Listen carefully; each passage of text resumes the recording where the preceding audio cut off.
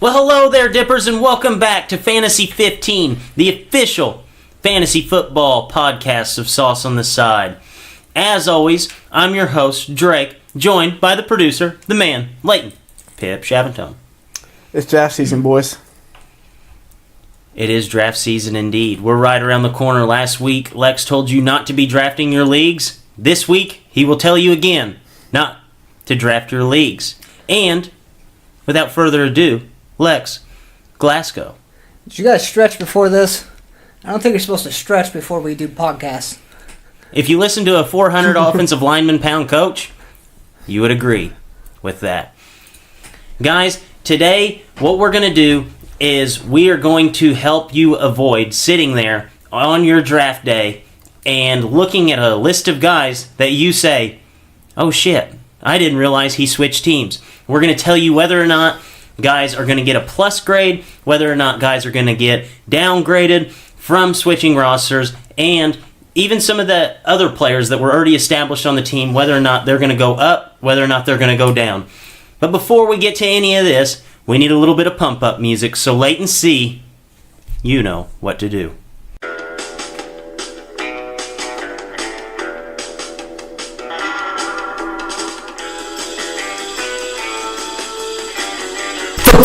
Fantasy 15, a Sauce on the Side production.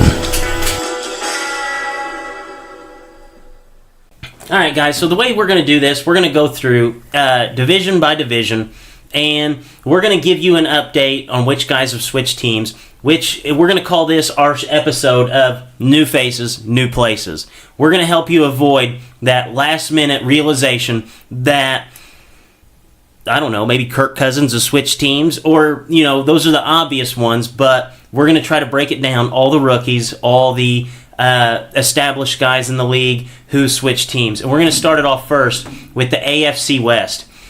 There's actually a lot of new faces in this division. It should make it for very interesting football. The Broncos have added Case Keenum, Courtland Sutton, the rookie from SMU, and Royce Freeman, the rookie running back from Oregon.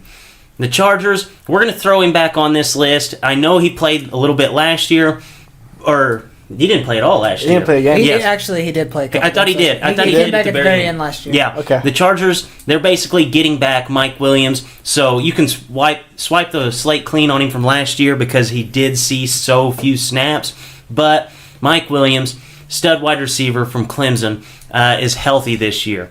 And then the Chiefs, we have Patrick Mahomes and Sammy Watkins. And then the Raiders added a new coach in John Gruden. They added Jordy Nelson, Martavis Bryant, Doug Martin, and Chris Warren III, the running back from Texas last season. So we're going to start it off with guys who are going to get a plus grade out of this. You don't have to give them all. Just who do you see, Lex, getting the biggest plus grade out of this division? The biggest plus grade, in my opinion, goes to first-year starter Patrick Mahomes. I think he's going to have the biggest impact on your fantasy season this year. After that, I think Royce Freeman's a close to the top. I think he can be the bell cow back for the Broncos that they've been looking for the past couple of years. I mean, he comes in, he was good in college, and they don't have the guy who has a big injury history like they have with C.J. Anderson and Booker and all them. I think he'll have a good year, and I think also, staying with the Broncos, Courtland Sutton, when he goes out there with Emmanuel Sanders and Demaryius Thomas, I mean, those guys are going to be heavily, covered, and Courtland Sutton's a hell of a wide receiver.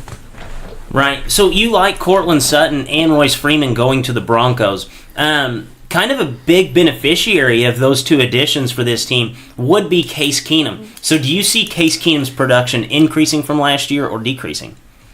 I'm going to look at about the same as it was last year when he played for the Vikings. I think, at this point in Demaryius Thomas' career, him and Stephon Diggs are about on the same level, in my opinion. And Emmanuel Sanders is a downgrade from Adam Thielen, but, I mean, they didn't have a good running back last year either. I think Royce Freeman's better than what they had last year after Dalvin Cook went down. Yeah, I agree with that assessment there. I really think Case Keenum, a lot of people are going to overlook him, but last year he was a viable fantasy option a lot of weeks. So I think that if you're looking for a guy to maybe not necessarily be your stud go-to running back, if you roster two, Case Keenum wouldn't be a bad guy to add in the late rounds because he's going to be a viable option on his up weeks. Leighton C., who do you see with upgrades this season? I mean, Lex, you guys pretty much covered it all, but I'm really curious to hear what Lex thinks about former Packer Jordy Nelson moving away from possibly the greatest throw-over quarterback ever in Aaron Rodgers to Derek Carr and the worst offensive man coach Mike McCarthy to John Gruden, who hasn't coached in almost a decade. Yeah, I think that, like you said, Derek Carr getting all these new weapons. Last year, he basically had Amari Cooper, who dropped everything in sight. And then, Michael Crabtree, I think at this point of his career, he's just that goal line guy, that red zone threat, which Jordy Nelson, I think, kind of steps right into that position to be the red zone threat for that team. But I think the guy who is going to have the biggest, obviously upgrade because last year he didn't play at all, but that's Patrick Mahomes. We saw the arm in the preseason already whenever he unloaded a tank of a pass. It was farther than anybody threw a ball all last season that got completed. It was legitimately 70 yards in the air. Yeah, legitimately 70 yards, all the way from his own 25 all the way to the opponent's 5. Patrick Mahomes has a big arm, and you look at two guys like Sammy Watkins and Tyreek Hill who can really stretch the field for this guy, and then, Kareem Hunt, who you kind of have to stack the box against him because otherwise he's going to get into that second level and completely punish the secondary, and he's a legitimate 3-down back. So Patrick Mahomes jumps right into the perfect situation, and we haven't even mentioned Travis Kelce at this point. Yep. So I really like Patrick Mahomes. I've even had a couple bold statements of thinking that Patrick Mahomes and Trubisky will actually have more yards than Deshaun Watson. And those 3 guys will always be matched up with each other because they were all first-round draft picks in last year's class. So Patrick Mahomes, in my opinion, has the biggest upside of guys who are stepping into a bigger situation in their respective teams. So we talked about the guys who we really like that are added to these rosters. Who do we see taking a little bit of a hit, switching teams, or maybe jumping into a bigger role this season in the AFC West? I just mentioned him to go with Jordy Nelson. He came in from Aaron Rodgers, going over to a whole new system, whole new quarterback. We saw when Rodgers went down, Jordy Nelson was basically non-existent, just totally fantasy irrelevant. Hey now, that's my boy. Let's be a little easy on Air Jordy. I've got the shirt, Leighton. You were there when I bought it. Okay. I was thinking about the shirt, Lex. You're right. However, Jordy Nelson is now leaving. That was a great Rodgers. time. We opened the beer and the foam just frosted right over the top of it. Yeah, we got that $4 koozie. $4 koozie with a free beer is what we got. That's a hell of a deal. That's a hell of a deal. That's a hell of a deal. You can only get that at Lambeau during playoff games. Only at Lambeau. Well, unfortunately, we only get you one koozie, so then they're paying $4 for nothing. Right. Yes. So you think Jordy Nelson is going to take a pretty big hit this season? I think him and Martavis Bryant will probably both take a step back. Martavis Bryant didn't have a good year last year anyway. But everybody knows his athletic ability where he could be. But I see them both going down a little bit in this new system, especially in the first several weeks. They get a while to learn it. Right. So, Lex, who do you see taking a hit, switching teams, new face, new place, downgrade for fantasy value? Honestly, I see Sammy Watkins taking a hit this year. He's got Tyreek Hill, who is one of the best wide receivers in the league, one of the most athletic guys to ever play the game of football. And you got Kelce and Kareem Hunt. Those are 3 big-time options there. You might, if you're in a deep league, you might take Watkins as like a wide receiver 3 guy, maybe at the just a flex option, maybe. Just a flex option. You like the matchup, you might throw him in there. But I don't see him having a good year at all. This is his second year in a new system, and he's in there with guys that have already established. I don't see him having a very good year at all with a new quarterback. Yeah, I agree. Because Sammy Watkins, you look at him, and he is a very good football player, but his fantasy value might be hampered this season. Last year, we only saw one duo of wide receivers or pass catchers go for 1,000 yards apiece, and that was Golden Tate and Marvin Jones Jr. With the Lions. So you almost have to pencil Tyreek Hill into being that 1,000-yard guy, especially with what we've already seen with Mahomes already with that connection. So I do think that Sammy Watkins, he won't be a 1,000-yard guy. A guy that I really see taking a hit, I'm going to piggyback off Leighton with Jordy Nelson. I mean, he's going from a guy who can make any wide receiver look phenomenal in Aaron Rodgers to Derek Carr, who there's a lot of questions from last year. I do think that Derek Carr upgraded and put in wide receiver talent and even some athleticism in the backfield. So I think Derek Carr does get an upgrade. But as far as production, I think Jordy Nelson's not going to get... I think he's going to take a step back. He's getting older, and he's getting a downgrade at the quarterback position. Those two things together make me think that Jordy's not going to have a very good season this year. Okay, so we'll go ahead and transition to the AFC North. We'll stick with the AFC and run through all those first. In the AFC North, the Bengals really didn't add any players to their roster on the offensive side of the ball. The Browns, they added a boatload of talent. You have Baker Mayfield with the first overall selection, Nick Chubb, second-round rookie, obviously in that big two-headed monster in Georgia last year. Carlos Hyde coming over from San Francisco. You have Jarvis Landry coming there from the Dolphins, and Tyrod Taylor coming in from the Bills, who will be the starter week 1 as long as Hugh Jackson doesn't run him to death in the preseason. And then the Ravens added Michael Crabtree and John Brown at the wide receiver position. Lamar Jackson, a rookie, kind of a wild card there. And then the Steelers, they obviously added James Washington, who's been tearing it up in the preseason. Guys, which one of these new faces in their new place will take the biggest step forward? I think, honestly, you might see Jarvis Landry take the biggest step forward here. You know, he's playing for the Browns. The Browns have just been awful the past 2 years. They've won one game in 2 years. But I think Tyrod Taylor and Baker Mayfield are a step up at the quarterback position for Brian Tannehill, in my honest opinion. Yeah, and even Jay Cutler last year. Yeah. Oh, yeah. And I think, he's going to be playing with Josh Gordon on the outside, which would leave the middle of the field just wide open for him and Njoku just to run however they want to. I think he will take a big step up here, honestly. Leighton, who do you see taking the biggest step forward in the AFC North? I don't know about maybe a step forward, but I'm really intrigued by seeing how Michael Crabtree and John Brown do in Baltimore. Last year we knew that Joe Flacco threw the ball a lot, but I think he averaged less than 10 yards per completion. Yeah, it was ridiculously low. So that was insane. And we talk about Michael Crabtree with that red zone threat in Oakland, and John Brown, knowing a guy who extends the field and his runs goes. So I'm interested to see if John Harbaugh wants to open the offense up more this year, and possibly even get Lamar Jackson for some work. Yeah, I think that the guy who benefits the most of what he had gotten this offseason is going to be Big Ben.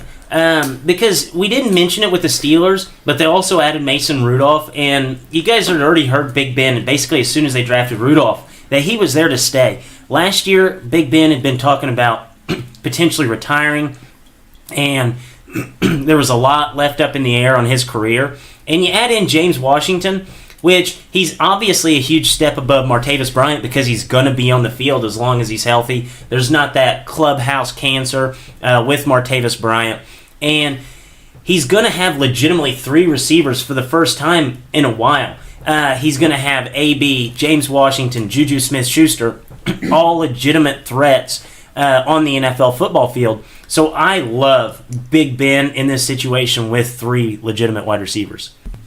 All right, so we talked about guys upgrading their fantasy value this offseason. Who in the AFC North do we see taking a little bit of a hit?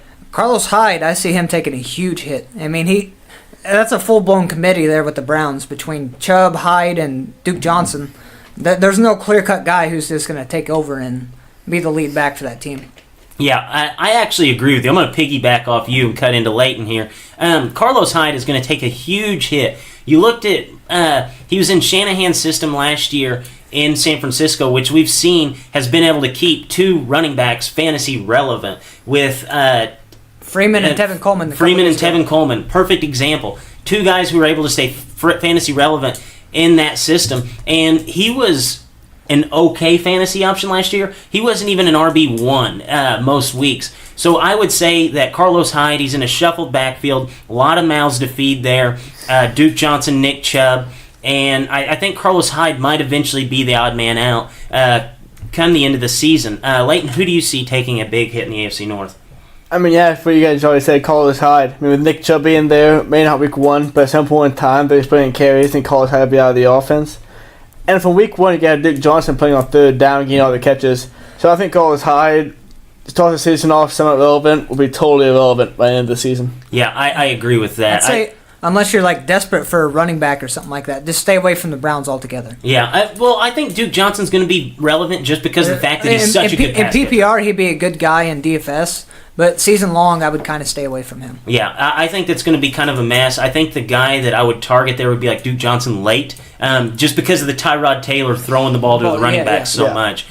So the AFC West, you have the Bills. They got Corey Coleman in that really odd trade that kind of came off of Hard Knocks. And then you have them adding A.J. McCarron and bolstering the quarterback position as well with Josh Allen. And then we have the Dolphins adding Danny Amendola, adding Frank Gore, and Kalen Ballage. He's a rookie. And then the Jets added Isaiah Crowell, also added Sharkandrick West as of today, and added first-round pick Sam Darnold at the quarterback position. And then the Patriots did the most Patriots thing this offseason and went out and got Big Dick Decker. I'm trying to say about that. That was a pretty obvious move, I think. I think everybody knew that Eric Decker was the prime guy to end his career as a Patriot. He finds Bill Belichick always finds those guys with that sneaky athleticism there. Sneaky athleticism? It's real sneaky, really good hands. Yes, very sneaky athleticism from Decker. And they also added the second piece of that two-headed monster from Georgia in Sonny Michel. Guys, who do we see taking a big upgrade this season for the AFC East? Honestly, looking at it, I'm going to go with Corey Coleman, I guess, just because he's going to get a chance to play a lot in Buffalo. I can't see any of the guys who aren't rookies, really taking a huge step forward. Isaiah Crowell goes to a worse offensive line. Frank Gore is 100 years old now. David Amendola doesn't have to go at quarterback now. So I don't really love any of these guys, but I guess I go with Corey Coleman because of the opportunities. I think I agree with that. Lex, who do you have taking an upgrade? I'm actually going to go with Eric Decker here, to be honest with you. I mean, he's kind of that guy that Tom Brady's always valued a little bit, that slot receiver that can run a route really well and get open. Not to mention his athleticism, Leighton. He's pretty athletic. But I think Corey Coleman's definitely up there. Eric Decker would probably be number 2, just because he's a good route runner and he plays that slot position well that Belichick and Brady both value so much. Yeah, I could see that. I don't think that there's going to be a guy who's just a breakout star at it. No. Definitely not. I think Decker does hold some value. Obviously, Corey Coleman, he's going to... I think, other than the fact that his quarterback position is going to be trash, we've seen it trash for his whole career, though. So I'm not looking at anybody to take a huge step forward. A guy kind of flying under the radar here, I kind of like Danny Amendola, because he's going to be going to the Dolphins, basically playing Jarvis Landry there. And I could see, if he's healthy for the whole entire season, I could see him up there getting 80-plus catches this season. Because really, I mean, who's gonna get the ball? Because you see Jarvis Landry, who time and time again flirts with leading the league in targets, and somebody is going to have to see those targets. I think it could be Danny Amendola. The only thing that questions there is the injuries. So we said we really didn't love anybody here. Is there a guy that people may be high of that you're going to just completely stay away from? I think Sonny Michel's the guy to really just stay away from here. You don't know who's going to come out of that Patriots backfield till the season's basically over. Yeah, you won't know until maybe they're hosting the Lombardi Trophy. Yeah, Emmitt's already been injured once. Yeah, Michel's already had a hurt knee and had to have it drained. I mean, they still have Burkhead and James White. They always come back to James White at the end of the year, but his fantasy relevance isn't very well. So I'd just stay away from the Patriots running backs completely. Yeah, I'm staying away from running back Frank Gore. Like you already said, he's 100 years old. That Kenyon Drake is going to take away most of the passing and early down work. He'll be the workhorse back for the first few weeks probably. Gore gets him touches, but they like kid Kalen Ballage behind him, who's basically a Frank Gore copy, just like 20 years younger. Yeah, I think this is like the Frank Gore swan song type thing. Like he's going there just to bring his career full circle. Started off at the U, ends it with the Dolphins. Game property in Miami. He wants to live in Miami and make some more bread this year. Yeah, he wants to game property in Miami. Yeah, I think that was really his only plan there. I kind of agree with Lex, though. I'm going to stay away from Sonny Michel because I don't remember the last time. It's been a while since the Patriots have had a guy that they've ran the legs off of. And I don't see Sonny Michel being that guy, especially with the injury history, and he's already been banged up a little bit. I just don't love anybody in this division getting an upgrade. So we'll go to the AFC South. The Colts added Naheem Hayes. He's a rookie. They added Eric Ebron, the tight end, who came over from Detroit.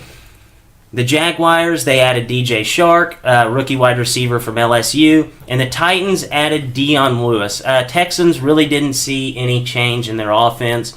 Guys, who do we see being upgraded? We may even have to think outside of the box, just outside of these guys because there are so few. Who's going to get the biggest upgrade here? Do you think Eric Ebron?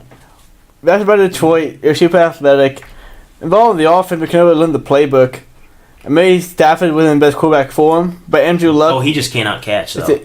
It's been a huge. He had some struggles. Eric Ebron so far has been a huge bust, but we all know what you could possibly be. Just become that. Andrew Luck loves the tight end. I think Ebron, I'm not expecting him to have one, but he could have a big year.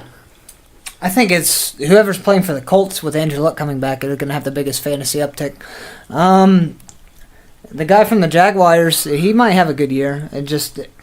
But Blake Bortles effect. Do we trust Blake Bortles that much? Well, actually, my biggest upgrade here, I do love DJ Shark a lot because Blake Bortles isn't necessarily that guy who's going to just toss the ball down the field. And he's going to get a guy in DJ Shark who I've kind of said he's not Odell Beckham Jr. because I'm going to compare him to LSU wide receivers because that's what we're going to do his whole entire career. He's not Odell Beckham Jr. where he's going to just run down the field, be 40 yards open, and catch a bomb and run it to the house. And he's not Jarvis Landry, so he's not going to be underneath just catching 5-yard passes. He's that guy who's going to get to the middle of the field, and once he catches the ball, he's extremely deadly. And he also returned punts, and he returned kicks, I believe, at LSU. So obviously he can handle the ball in the open field. And I think that's going to be... It's going to pay huge dividends to Bortles, and I think that's an upgrade for Bortles.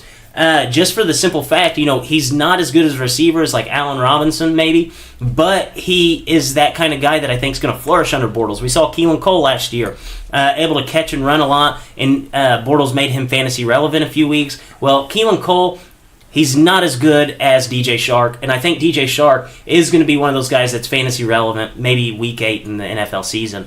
Once Bortles starts to get a little bit of a rapport with him.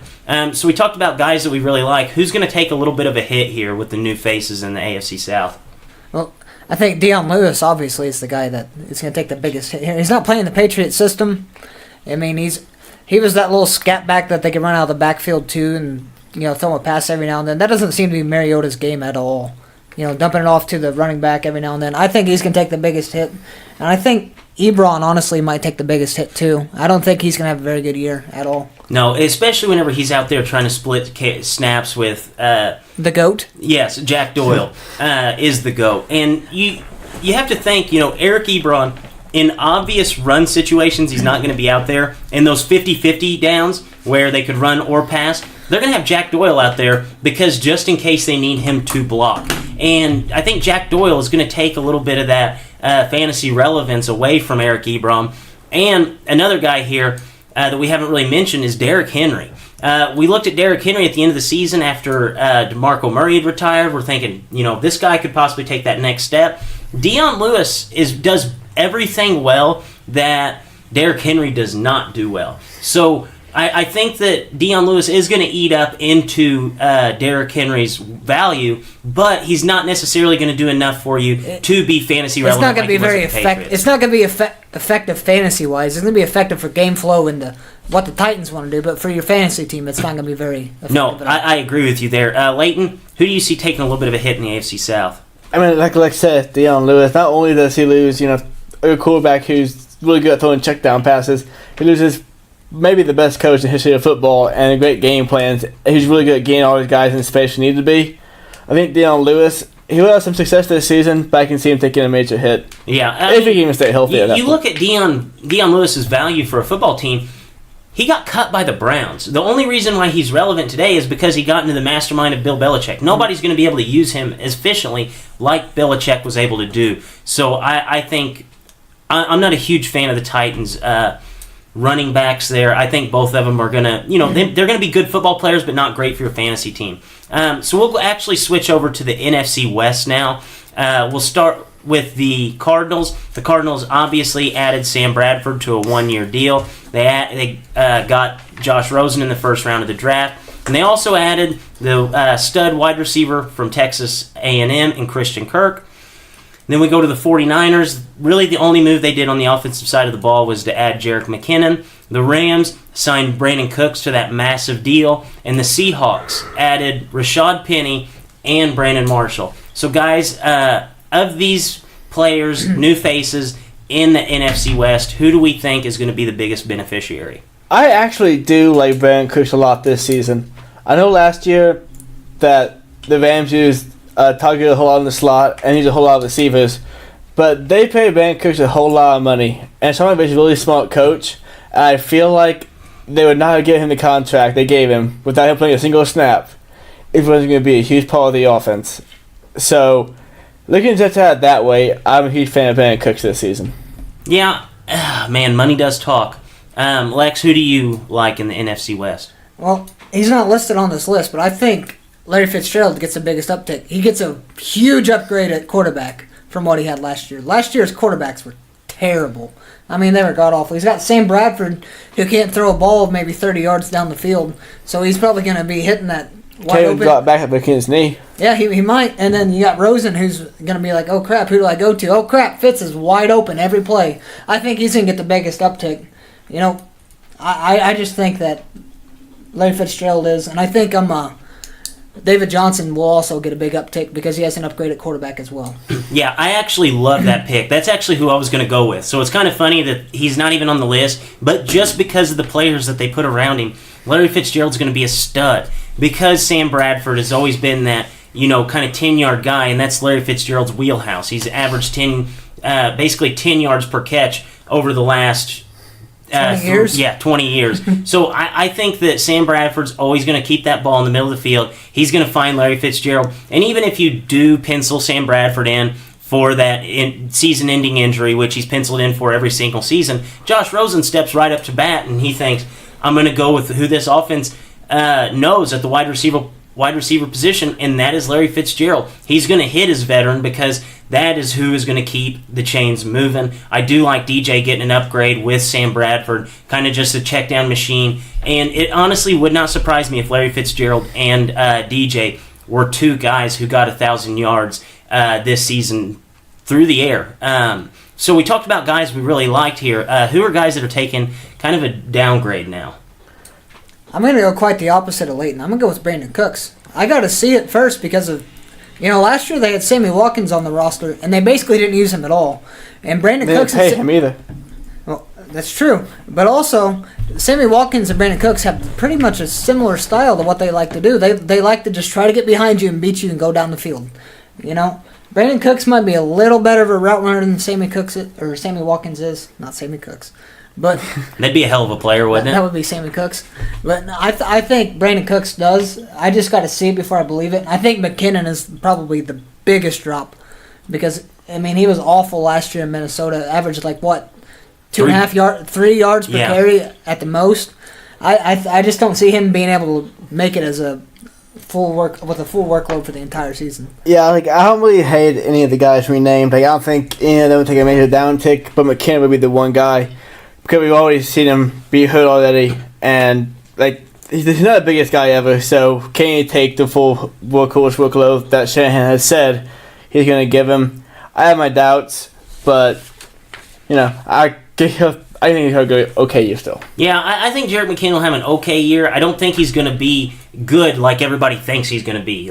People have been drafting him high in fantasy leagues just based off the fact that he's right now listed as RB1 in Shanahan's system. So he hasn't been that efficient running the ball. He's going to catch passes, but other than that, he's not going to do anything spectacular. I think Brandon Cooks is going to take a little bit of a hit here. We've seen him over his career be right at 1,000 yards, right at 1,100 yards, and that's with two Hall of Fame quarterbacks, probably two of the top 5 quarterbacks in NFL history, in Drew Brees and Tom Brady. So I just don't see how you're going to transition from 2 Hall of Famers to Jared Goff and think that your offensive production is going to go up, especially whenever we saw a guy very similar, like Lex had said, a guy who flourishes outside of the numbers and he flourishes catching the deep ball. And Jared Goff last season was not that great throwing the ball down the field outside of the numbers, and I just don't see him having those big plays like he had last year with Tom, and the years prior with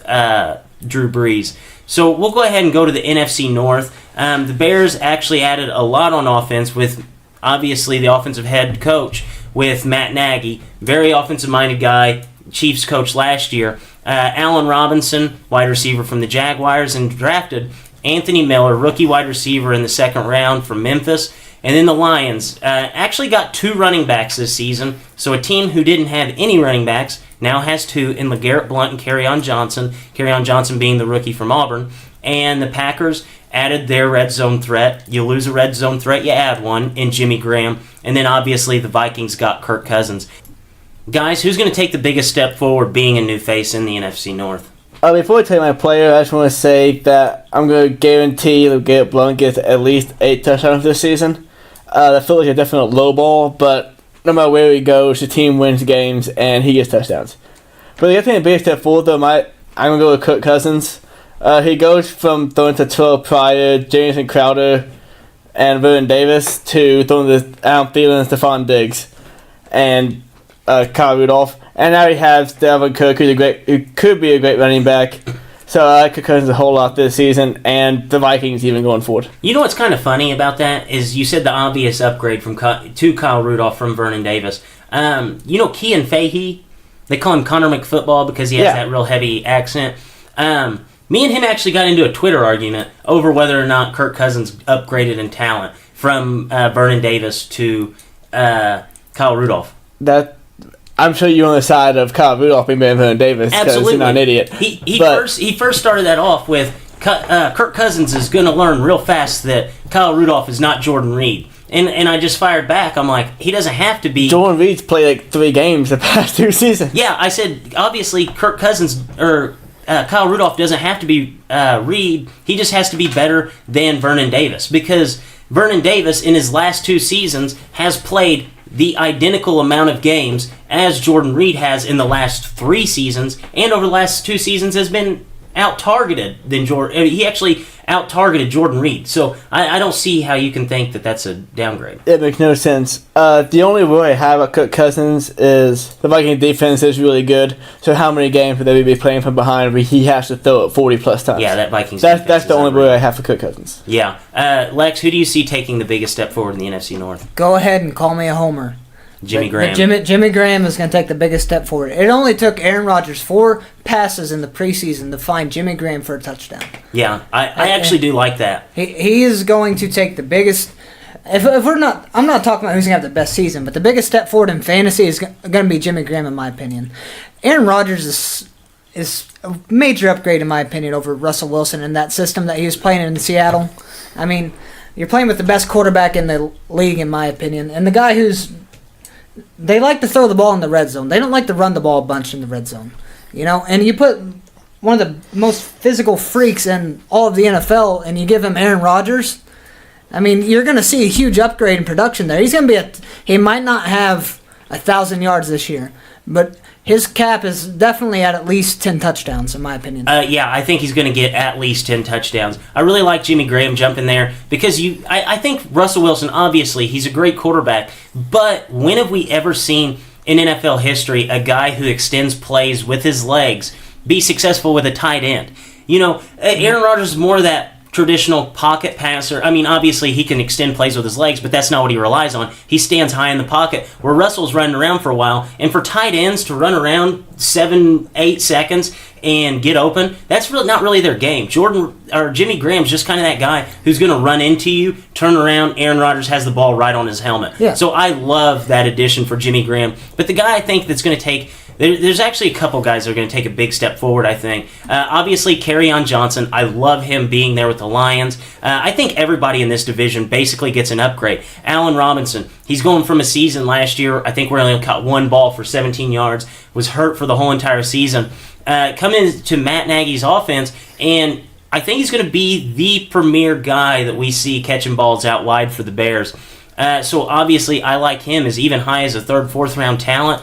I also think Anthony Miller is going to be a productive wide receiver. I don't think it'll be as early as what some people are betting on later on the season. But obviously, you add those 2 wide receivers to Mitch Trubisky and give Matt Nagy, a quarterback who can run like Alex Smith could. I think that the Bears' offense all gets a little bit of a step forward this season with the pieces that they brought in. So I've basically said that I really don't hate anybody that switched teams in this division. I think all of them went to the perfect spot for them. Guys, do you see any guys taking hits in this NFC North? No, not all. Like I said, between 2 of them are rookies. Allen Robinson was all last year. I just gonna be hoping to see him for a whole new system with a really good offensive coach. And so Garrett Blunt's gonna have at least 8 touchdowns. So Yeah. I think all these guys, whether after that, can't be busts.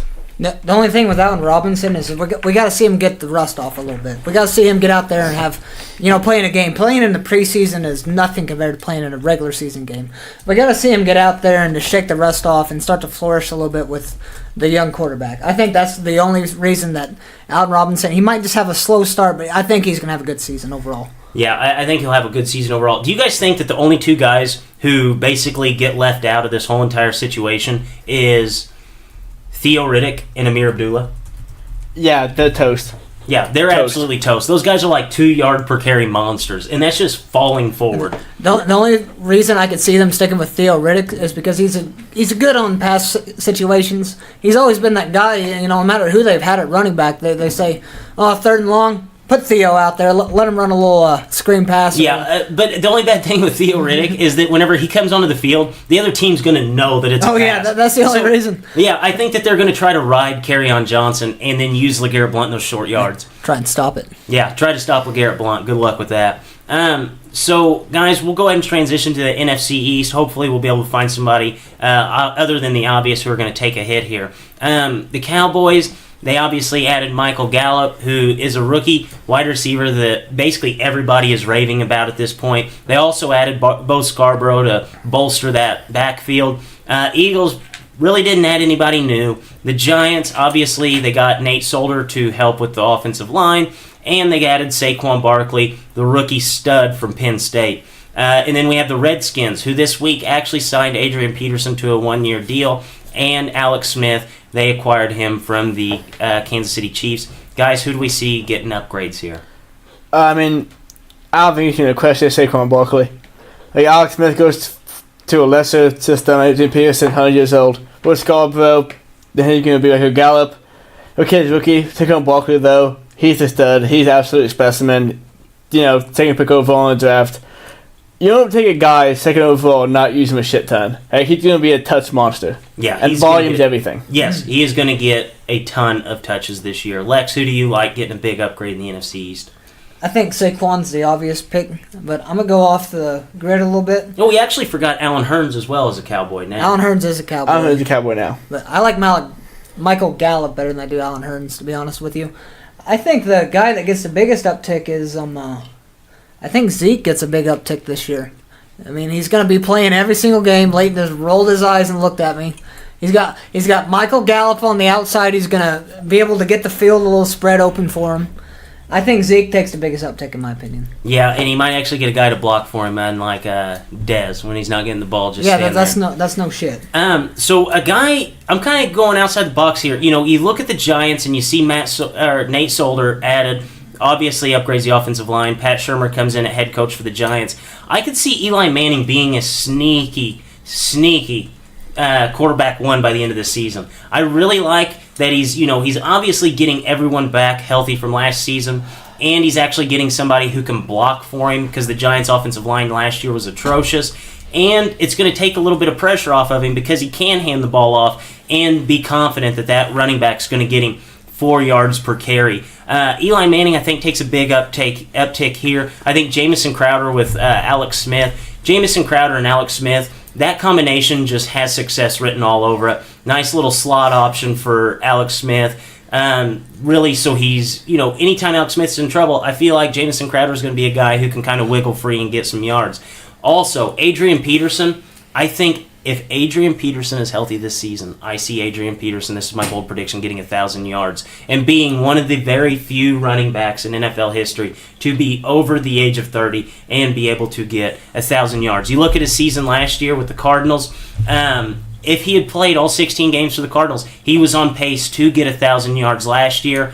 A chunk of it came in one game, but I think Adrian Peterson, for the most part, he's going to have his days where he's just not up to par, which you expect that from a running back who has a lot of miles on him, but I also think he's going to have games where we see all-day AP come back to play. So, guys, we saw we talked about who we liked as an uptick. Who is going to take a little bit of a downgrade this season in the NFC East? I don't say any of the guys having huge downticks. Alex Smith, I guess, would be a pick by default. I had to pick one. He is going to a less dynamic offense with less gadgety. And I'm also not sure how good of a quarterback Alex Smith really is. He's a good quarterback. I don't think he's taking a huge step down, but he will regret some from not having all the offensive weapons around him. Yeah, I think Alex Smith is exactly what you said he is. He's a good quarterback. Yeah. And obviously, a good quarterback going from great offensive players to just good offensive players regresses him back down to just a good quarterback. And last year we saw ridiculous fantasy production from Alex Smith. He was almost week in and week out a quarterback one. I think he ended the season at like a top 6 quarterback option. So I do think that Alex Smith will take a little bit of a downgrade this year. I think he's going to be a good football player. He's going to be a good quarterback, but he's not going to put up the numbers that he did last season. Lex, who do you see taking a little bit of a hit this? I'm going to go with the guy not listed and go with Evan Ingram for the Giants. I think gaining Saquon and getting OBJ back takes away from his touches this season quite a bit, significant. I think he's going to have a big drop-off. There for the latter half of the season, he was the only guy that Eli really had available to throw the ball to. I think he's going to take the biggest hit and drop in production this year. Yeah, he was getting touches by default last year. And I think last year, he even ended the season, this is like the craziest stat you can think of. Evan Ingram finished second in tight ends last year in targets. And he was still only producing as like a top 6 fantasy option at the tight end. So I do agree with you. I think we're going to see more of the early season Evan Ingram, who wasn't as productive until, Odell Beckham Jr. was listed out and Sterling Shepard was in and out of the lineup every other week. So we'll go ahead and transition and wrap it up with the NFC South. Guys, we have the Buccaneers. They obviously added the stud running back Ronald Jones II from USC. The Falcons, they got their guy to offset Julio Jones and Calvin Ridley, the rookie wide receiver from Alabama. And then the Panthers added a little bit of firepower on offense with C.J. Anderson and D.J. Moore, the rookie wide receiver from Maryland. And the Saints, kind of a sneaky signing there by the Saints with Cameron Meredith coming over from the Bears. Guys, who do we really like in the NFC South, and who's going to get some uptick in production? Hey, Leighton, where are your Buccaneers? On your Buckenhead. Or on your Buckenhead. That joke never gets old. That never gets old. I think the biggest uptick in production, kind of surprise, it might be Ronald Jones, in my opinion. He's going to a system that I think they want to run the ball. They've shown that they want to run the ball. You have 2 options, run the ball or let Jameis turn it over. Yes. Well, Jameis honestly had a pretty solid year, a sneaky good year last year if you go back and look at the numbers. But if you watch his bad plays, he has some bad when he has a bad play, it's just like, God bless. What are you thinking? Yeah, what are you thinking? Mike Evans is wide open even if he's triple covered. Just throw the ball to him. Yeah, he's thinking about eating all them W's. Yeah, he's thinking about taking away from my fantasy team too, you asshole. So you like Ronald Jones II? I like Ronald Jones. I think he's going into the perfect kind of the perfect situation where he needs to go to. He's got Peyton Barber there, but he's going to take over that spot at some point in the season. He's real fast. I learned that last year watching him at USC play against Texas and run that like an 82-yard touchdown. Yeah, but he's instant offense from the running back position. I think he takes the biggest uptick in my opinion. Call me crazy, but kind of like C.J. Anderson.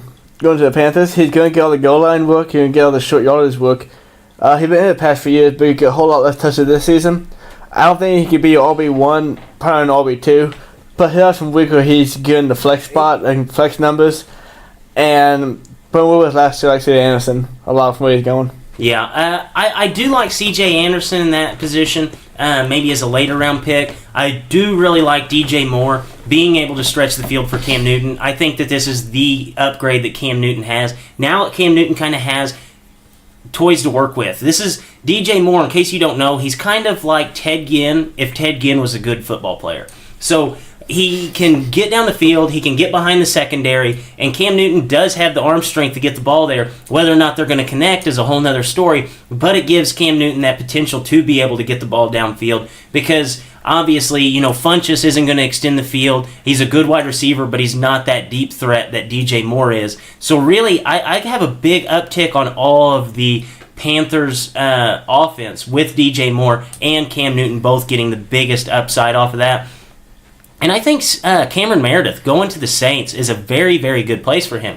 You look at him with the Bears 2 years ago, he was extremely productive, and obviously he gets a quarterback upgrade. No matter who the Bears quarterback is in their franchise history, Drew Brees is an immediate upgrade to that, and Cameron Meredith is a very good wide receiver sitting alongside with Michael Thomas, who's going to be, the biggest threat to the defense as far as wide receivers go. Cameron Meredith will fly under the radar this year and maybe even sneak up to wide receiver 2. He's definitely going to be a flex option most weeks, but he can sneak up there and have some really good weeks for you this season. So we talked about guys we really like. Who do we see taking a big hit in the NFC South? I honestly don't love Calvin Ridley this year. The Falcons, Julio Jones is their guy. Not in the red zone for a reason, but from 1 yard line to the opponent's 21 yard line, he's their guy. There's still Mohamed Sanu involved in the offense, so I don't know how many targets Ridley will honestly get in his first season. Come week maybe 9 or 10, you'll see him start getting a whole lot more, but I don't love Calvin Ridley a ton in the NFC South and the Falcons. The guys listed, I don't really see anybody taking just a major downtick. The only thing with C.J. Anderson is he's probably going to be touchdown reliant this season. You're just going to have to hope that the game flow is going to favor them just pounding the ball on the goal line. Let's see if we can run it 3 times and score. Because McCaffrey, I think he's going to come out there. He's going to be a 20-touch guy this year, in my opinion. Yeah, sure. I could see McCaffrey being a 20-touch guy, but I don't necessarily think it's going to be all running the ball. No, it's not going to be all running the ball, but I think they're just going to find innovative ways to get the ball in McCaffrey's hand. I mean, they've shown that this preseason how they want to do that. But CJA, we got to see him stay healthy. He's been hurt every year since he's been in the league pretty much. So we got to see that first, but he's strictly touchdown reliant in my opinion. Yeah, I think he's going to be pretty touchdown reliant. He's also going to be reliant on the fact, has Christian McCaffrey taken that next step as an actual running back? Can Christian McCaffrey run through between the tackles? We see all these pictures blowing up. The dude just looks like basically prime Arnold Schwarzenegger. He looks like a beast. But is he going to be able to run the ball between the tackles? You can look as good as you want. You can be as big as you want. But can you find holes in the line and actually be able to wiggle through and get some yardage? Because Christian McCaffrey last year was not that good of a running back between the tackles. Jonathan Stewart. Slow-ass McCaffrey. Yes, slow-ass McCaffrey. Slow-ass McCaffrey. That's basically what he was last year. I don't think he was as good as what a lot of people thought as far as McCaffrey goes. And I could see C.J. Anderson dipping into that a little bit if he still struggles to run between the tackles. Another guy, Leighton had already hit it, Calvin Ridley. People are going to overdraft him like crazy this season. He did not produce that much for Alabama. I know in the title game, I even stopped during the title game last year, and I looked at Leighton and I said, why do we think Calvin Ridley's good? Because 1 year he had Ethan McKinnon at quarterback and put on a show. That makes no sense to me. And we've all been waiting on Calvin Ridley to get to the NFL. But in that title game, you look at all these wide receivers making plays. Calvin Ridley was never one of those guys. And I think it's going to be a little bit of an eye-opening experience. I think he is talented. I think it's going to be a little bit of a learning curve, actually being a guy involved in the offense. 70% of the plays there for the Falcons. But I just don't see him having big production like everybody thinks he's going to. So guys, any things before we wrap this bad boy up? As always, thanks for listening. tell your friends, tell your family, tell your boss, tell your coworkers. Doesn't matter. It doesn't count. And we haven't said it in a while, but we'll be off Spotify in 19 days. So if you haven't made a move to Spotify from SoundCloud yet, go ahead and do that. And on that note, for Leighton, Drake, and Lex, Dippers, as always, stay saucy. I was gonna